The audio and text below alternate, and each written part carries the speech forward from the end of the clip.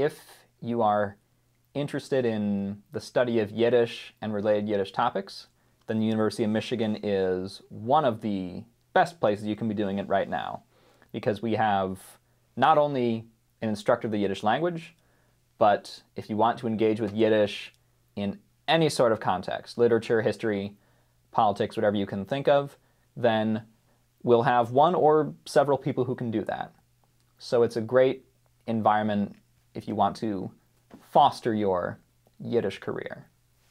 We have, as of a couple years ago, a full-time Yiddish instructor who recently got her PhD from Michigan, so that's nice to have, a dedicated Yiddish lecturer for those interested.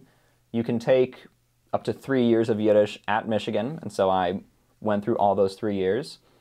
In addition to the Yiddish language class, we have many professors in Judaic studies and also outside Judaic studies with experience, knowledge, expertise in Yiddish, whether it's Yiddish literature.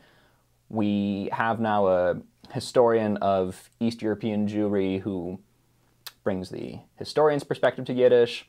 We have a political scientist who works a lot with Jewish political movements, political identity in the Soviet Union and the former Soviet Union and Eastern Europe more broadly. So whatever you want to do with your Yiddish regarding academic pursuits, chances are there is someone at U of M who can facilitate that, whether it's history or literature, politics, whatever you can think of.